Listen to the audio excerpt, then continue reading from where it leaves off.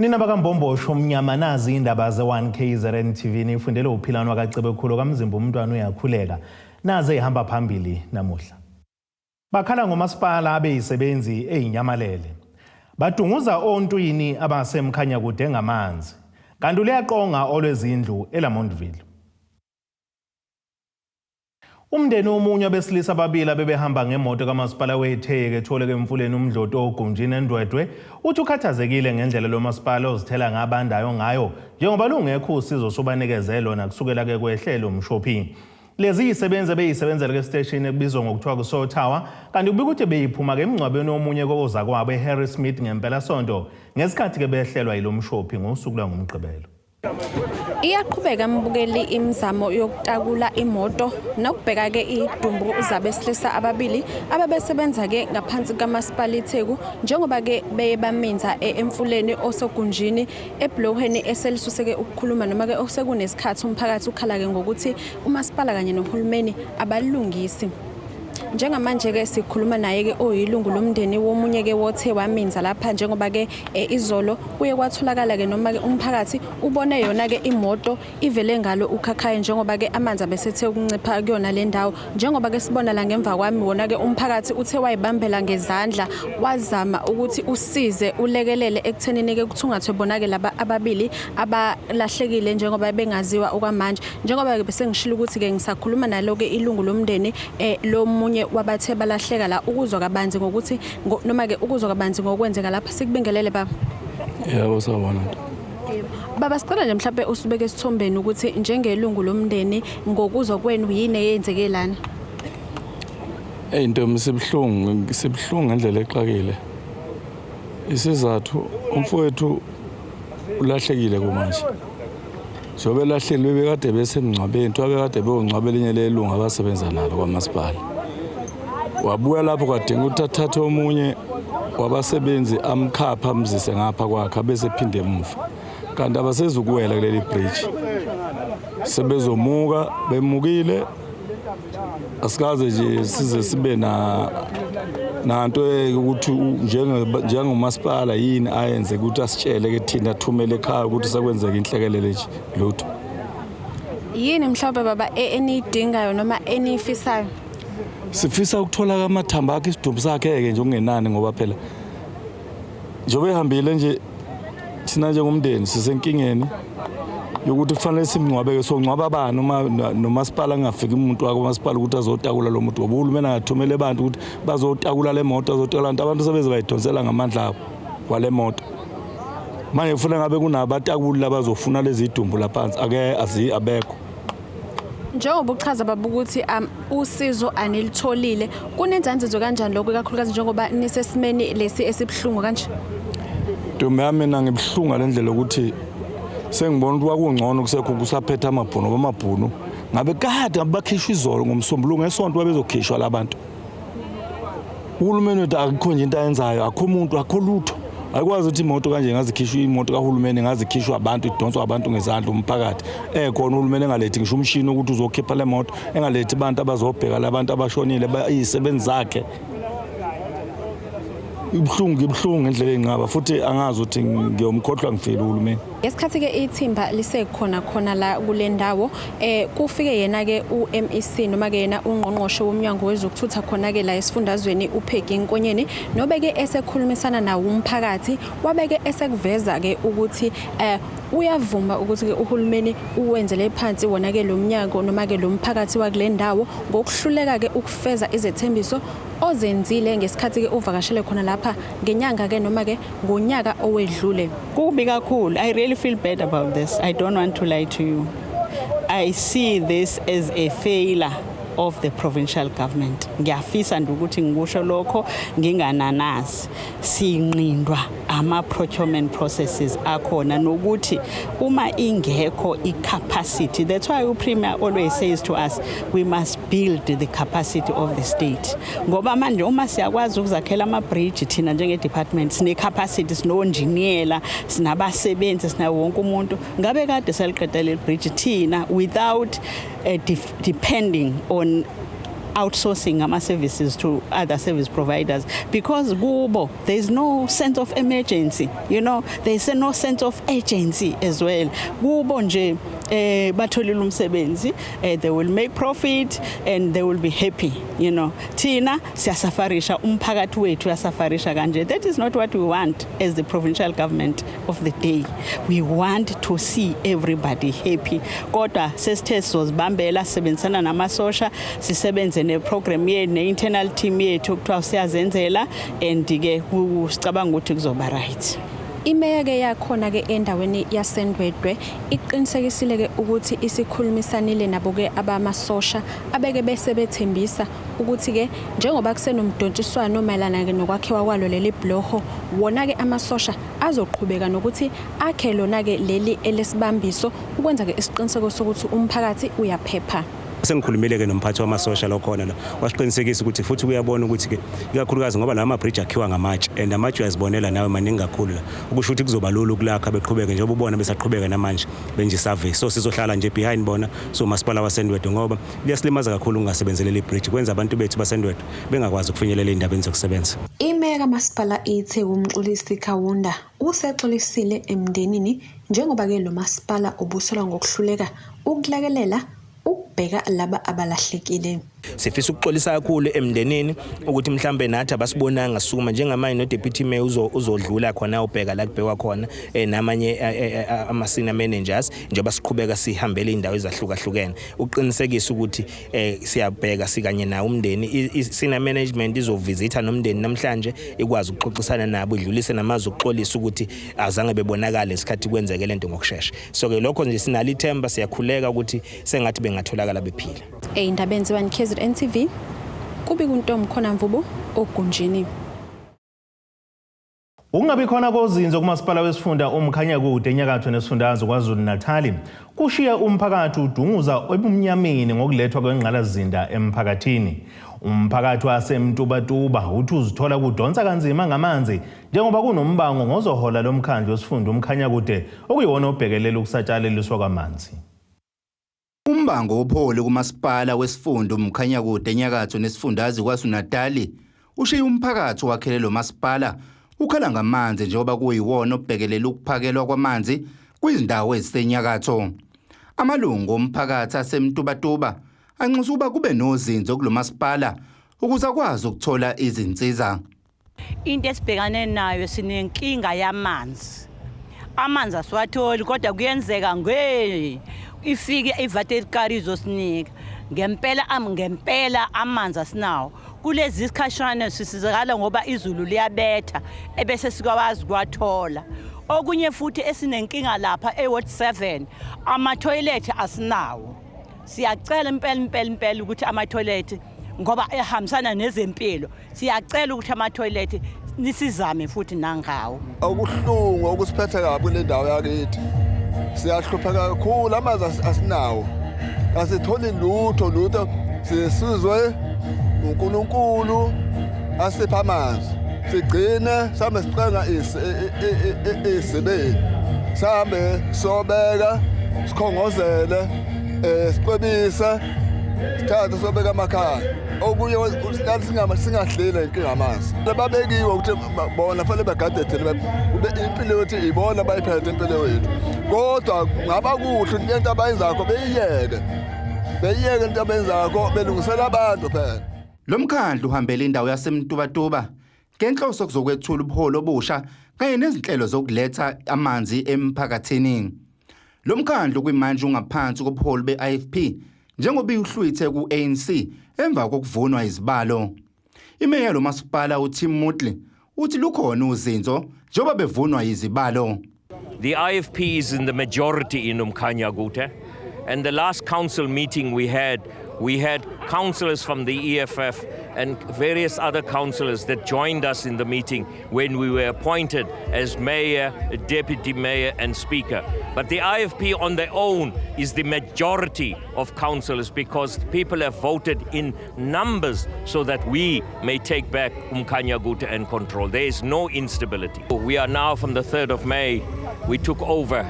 That is putting a lot of pressure on us. We have issues of governance that we need to do. compliance that we have to do by the end of May. But regardless, nevertheless, we are working hard and tirelessly to make sure that service gets delivered to our people. We are 6 months behind if you count from November to March. So it has put a lot of pressure on us as councillors, mayor, speaker, deputy mayor, and the officials. But we really want to thank the support that we are receiving by the community, and we just pray that we could continue to be a blessing to them by providing one service, and that is water. Kuzokhumbuleka ukuthi lolu daba lusenkantolo njengoba ukhongolose uliyise enkantolo ukholwa ukuthi yiwona osemandleni kanti uphume ngokungafanele. Imeya yomasipala uMtubatuba ikholwa ukuthi sekuyisikhathi sokuthi abantu baseMtubatuba bahlomule ngamanzi nokuyinto abahlezi bekhala ngayo. Abantu baseMtubatuba iyodwa into abahleli bekhala ngayo kakhulu into yamanzi. Siyazi ukuthi into yamanzi eMtubatuba ibibambezelekile nje njengoba ibibanje abathile akade beyibambile ngezinhloso zabo ezithile akade beyibambele zona. Siyathemba kakhulu mangabe kunalobu buholi obukhona osebuqalile. Umphakathi ubuphume ngomningi bawo ukuzolalela umasipala wesifunda Emkhanyakude uphinde uthule nezinkinga zawo ezithinta ukuphakelwa kwamanzi. Ezindabeni ze-1KZNTV kubika ukuthi abantu maphumulo eMtubatuba. Umholi weqembu le-Democratic Alliance DA KwaZulu-Natal Francois Rogers uthi ke uzoludlulisela kuhulumeni wesifundazwe udaba lombango wezindlu zomxhaso kwa-174 eLamontville eThekwini okuvela insolo ezithi kukhansela omusha usefuna ukufaka abantu bakhe. Lezo zindlu zaqala ukwakhiwa ngo-2018 indawo isaku-Ward 69 kwi-DA okuthe uma ngabe kwenziwa kuhlelo lokuklanywa kwemingcele kade ke ubhekwa okhethweni yona ke lemxhaso yangena ku-Ward 74 okuyiwadi ye-ANC nokusokuyiyona nto ke sisuse umbango. Selungenelwe ubuholi be-DA kwisifundazwe udaba lombango yemxhaso eSelamontville ka-Ward 74 lezindlu ezilinganiselwa kuma-30 ngokomphakathi uthi babehlala ka-Ward 69 ngesikhathi siqala kwiwadi ye-DA bayalela ukuthi basuse imijondolo yabo ukuze bezokwakhelwa izindlu ezaqala ukwakhiwa ngo-2018 nokuthe uma sekuzoyiwa okhethweni kwaba nohlelo lokukanywa kwemingcele indawo yabo le enezindlu zemxhasa ezintsha yangena ka-Ward 74 nabasolo ukhansela omusha ukuthi uyena osegweva nazo ngoba ethu nohlolusha olunika abantu basewadini yakhe. Nelo washintsha ikhansela wavele kwamosheka ke hayi ngeke ngize kufihle phela lokho kwavele kwashintsha yonke into ke since yekwenzeke kanjalo ke manje asenathemba ukuthi songena naseyindlini angisaboni futhi ukuthi sizophinde siyithole kulungile ke sizohlala ke la sihleli khona okubhlungu asinangisha amanzi engqothi asinanamanzi ke asinamanzi asenathemba nje ukuthi kube kulunga sinama toilet asinalutho nje thina sihleli nale mjondo lesihleli nayo nje kuphela asinalutho lo mphakathi uzamile ukuzingenela kulezindlu kodwa wasithola usuhlaselwa abantu abangabazi bacekela phansi nazo lezindlu. Sicela kakhulu ke kulandelelwe mhlambe khona into engatholakala kulabantu ababeshaya izindlu ukuthi mhlambe banaziphi inamba lezi ezibavumela ukuthi namhlanje lezindlu zingangena abanikazi bazo ngoba manje abanikazi balezindlu ekuyibona abakhona manje sebebuyiselwe eceleni ngalendlela ukuthi sihambile ama meeting sike sayenza meeting nekhansela elisha ukuyenza kwethu meeting nekhansela elisha kwanezinto elisibuza zona ukuthi ufike nini uphumaphi sangabi nalo ulwazi ukuthi yini elidala ukuthi libuze lezo zinto. Umholi we-DA uthi lolu daba uzolidlulisela kuhulumeni. There seems to be confusion in eThekwini as to the demarcation of the ward and what council is dealing with this and where the lists are. I've got the original list and it's the list of the people that were residing here. People don't want to know about demarcation. People don't want to know about lists. It's all there. So I'll be taking it upon myself to engage with the MEC of Human Settlements, Jomo Sabir. I'll give him the list and I'll request and ensure that the implementation of this slums clearance and the people that are on that housing list actually get these houses. Because as you can see, they're being destroyed, they're empty, some of them are half built, and it's unacceptable. Ethinto ukhansela uMthembu wakuyona le ward ku-Ward 74 uthe uyalazi lolu daba kodwa kusanzima ukulixazulula njengoba naye esamusha. Kuteboho Sibisi, eLamontville, eThekwini. Ake sithi ishelele ey'tolo siyabuya nezinye indaba zethu.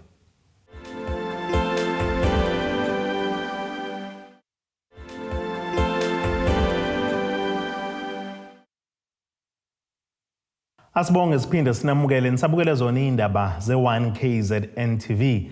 Nazo ke izona indaba zethu esithi ngezihamba phambili. Bakhala ngomasipala abeyisebenzi eyinyamalele. Badunguza ontwini abasemkhanyakude Eyamanzi. Kanti leyaqonga olwezindlu eLamontville. Kwethula usonkontileko kulindele ukuba kalungisa umonakalo odalwe izikhukhula zangempela sonto endaweni yasemdloti eThekwini KwaZulu-Natal.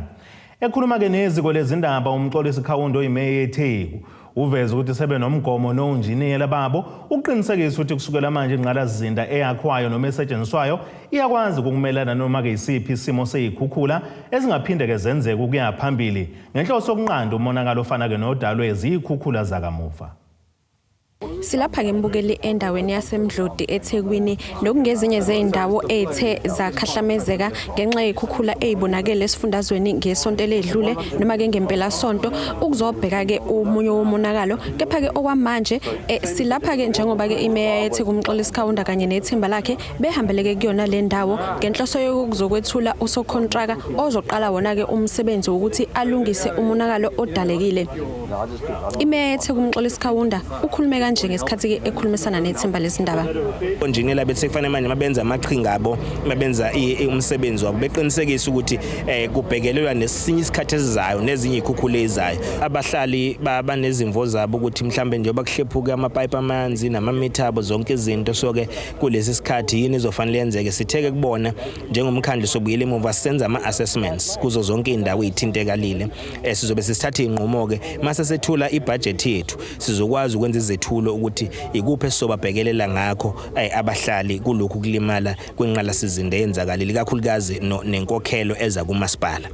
Kodwa ke futhi fanele siqinisekise ukuthi lezi ikhale sizwile masiqhamuka ngapha emgwaqweni ukuthi kukhona abasola ukuthi mhlambe lezi ibhicongo zenziwe ukuthi kunentuthuko entshe enziwa ngasenhla sitheke lokho kuba nelungelo ngoba abahlali base South Africa ukuthi besole kanjalo kodwa kasisebenzi ngokuthi izinsolo zithini sisebenza ngokuthi ubufakazi buthini isiqinisekiso fanele kwenziwe uphenyo kwenziwe zonke lezi zinto investigate ukuthi ngabe yini ngoba kukhona indawo ezilimale njengale kodwa engenawo amabhilidi amasha akhiwayo kuzona. Njengoba uyibonela ke mbukeli ukuthi isimo sakhona la endaweni yasemdlodi isale isesimeni esinjani yona le ndawo ngemuva kwazo ke lezi ikhukhula zangempela sonto njengoba ke uyabona ukuthi kunezindlu ezilengayo njengoba ke kuwe yona ke inhlabathi sikhulumisanile ke naye usonkontileka obethulwa namhlanje okubekile ke ukuthi bacabangela ukuthi ke umsebenzi bazowazi ukuthi bawenze esikhathini esingange inyanga ezine noma ngaphezudlwana njengoba ke kusazodingeka ukuthi baqale bagcwalise yona ke lemgodi edalekile ukwenza isiqinisekiso sokuthi kwabona ke abasebenzi babo baphephile. Okwamanje ukuthi sifanele sibheke ama-residents ukuthi ku-dangerous kangakanani okusondela emizini yabo ngoba njengoba ilenga nje nakithina futhi kuzobe ingozi ukuthi sisebenze lapha phansi so zonke lozo izinto ifanele siya-assess sibone ukuthi ukungena kwethu nemishini phansi kusafe yini izindlu ngeke ziwele phezulu kwemishini yethu ngoba ukuwa phezulu kwayo kulimaza abantu bethu so sizozama ngayonke indlela ukuthi siyabheka ukuthi le ndawo isafe ukuthi singakwazi ukuthi sifake imishini ngaphakathi but okwethu ukuthi nje fanele sithole inhlabathi sigqibele umgodi ube less kunalokhu uyikhona manje ngoba ushone kakhulu phansi. Izakhamizi ke zakuyona le ndawo zidinwe ziganunwabo njengoba ke zisola enye ye development eyenziwayo kuyona le ndawo ngokuthi ke iyona ke ebe nomthelela omkhulu ekuthenini kwenzeke lesimo esenzeke lapha. You expect as a councillor that this building now gets down from 96 to 68 and you expect those 68 people to pick up the slack for the other 28 that are being demolished. You expect them to pay their rates and taxes and everything else. And in the meantime, while you guys come to an executive decision. Eyindabeni ze-1KZNTV kube kuntomkhona mvubu iseThekwini. Uzodla iphakethe labagibeli okwenyuka kwamatekisi njengoba isimo somnotho siguqukile, inani lezinto ziphezulu okubalwa uphethiloli kanjalo nokudla. Uhlalo wenhlangano yabamatekisi Santakho KwaZulu-Natal uBoyizondi uthi imboni yamatekisi ishayekile kakhulu nayo ngalokhu. Unondaba ubekhuluma kwingxoxo ekhethekile neziko lezindaba le-1KZNTV eMkungundlovu maphakathi nelikaMthaniya lapho bekuhlezi khona kumhlangano ohlalo bonke bamatekisi besifundazwe iKwaZulu-Natal. Abagibeli kuzomela bazilungiselele ukukhokha imali eyengeziwe emateksini. Usihlalo wemboni iSantakho KwaZulu-Natal uBoyizondi uthi kuyaziwa ukuthi imali iyanyuka njalo mhla lulunye kuNtulikazi, kepha kuzoba khona umehluko kwinani ezonyuka ngalo kulonyaka. Uma sijwayele ukuwanyusa ngo-1 rand amatekisi mhlambe sobonakala siwanyusa ngo-2 rand noma ngo-3 rand ngesimanga sokuthi asikakaze emlandweni wase-South Africa sibone imali ya petrol inyuka ngalendlela enyuka ngayo. Njengoba ke imali ya petrol inyuka kufanele ukuthi abagibeli bethu nabalaleli baqonde ukuthi yonke into ethinta imoto isuke inyuka, maspares yonke nje into wayona imoto itself iyanyuka. Uzondi uthi imboni yamatekisi ishayekile kakhulu. Imboni ibonakala ishayeke kakhulu uma kuukuthi asizokwazi ukuthi sinyuse imali kakhulu abantu bangagcina bedlelwa imoto ngaphezulu kwalokhu asebedlelwa kona ngoba madube imoto zabantu sezibonakalile kakhulu zidliwa embonini ezokuthutha ngenxa yokuthi izinto seziyabiza and imali ekhokhwa abantu isigcina yenza ukuthi singakwazi ukuthi siqhubeke siphile. Kanti uthe nezikhukhula zibashiye nezingqinamba eziningi. Yazi nyaka kulokhulunywa nge-disaster fund KwaZulu-Natal thina asizo nje kukhulunywa ngathi and yet imigwaqo esihamba kuyona is-affecta kalendlela exakusathana. Usuthola ukuthi kwi-area la kade sihamba khona u5 km sesihamba 15 km osokwenza ukuthi manje upetrol esisebenzayo usumningi, isikhathi esisambayo sesiside, isishaya kakhulu lento yama-floods, siyimboni ezokuthutha. Siyafisa ukuthi nathi uhulumeni akakayibuke closely, asondele eduze kwethu, ayibuke ukuthi nathi njenganamanye amabhizinisi into yama-floods is-affectile. Kodwa ke asiyekile madube ukuthi siuSantakho KwaZulu-Natal siqhubeke sisize abanye abantu. Sibonakalile sihamba sikhipha ama-blankets la kunenkinga khona, amaspanji, ukudla, sisaqhubeka sisize. Kodwa nathi siyacela ukuthi uhulumeni akasibale kulabantu njengoba lokho bala enza ama-estimates, angangagcini nje akhulume ngamanye amabhizinisi kodwa angathinti, angayibuki imboni. Uzondi ugxeke udlame lwasemateksini wanxusa ubumbano kanye nokusebenzisana. Ezindabeni ze-1KZNTV ngu-Ayanda Dube, ngibika ngisemgongundlovu. Ake sithi ishelele ey'tolo siyabuya.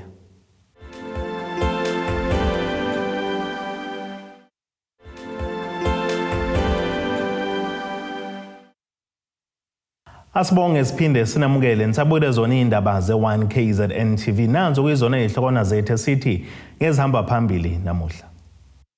Bakhala ngomasipala abeyisebenzi eyinyamalele. Badunguza ontwini abasemkhanyakude Eyamanzi. Kanti leyaqonga olwezindlu eLamontville. Ake sibheke engosini yezomnotho.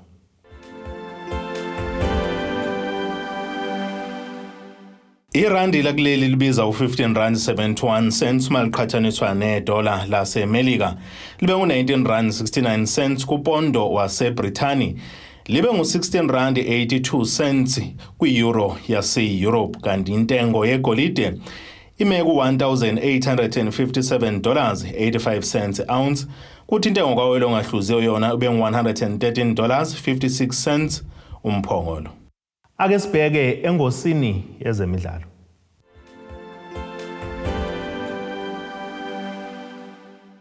Ayaqina amahlebezi ukuthi umkhandlu weqembu lezimnyama ngenkane kaMagebhula ezagebhula umhlaba kamasipala zawubhekisa phezulu Orlando Pirates. Sesisho phela uKabadini Mhango usendleleni ephuma kuleli qembu elibangise kwelinye lamaqembu eligijima ku-DStv Premiership laKwaZulu Natal uSuthu Mabhesha Nkone amaZulu FC.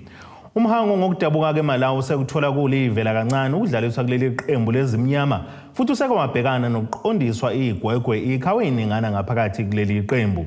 Ngokusho kwakoSibhinca Makhasana sisho phela umana lapho ngukutshele umhango maningi kakhulu kamathubo ukuthi kabonakala adlubheke ijezi lenyukane elihlazana ngesizini ezayo njengoba izingxoxo phakathi noSuthu kanye njalo ke noMagebhula zihamba kahle kakhulu futhi sezisemome. Ake sibhekana sesimo sezulu esingalindeleka.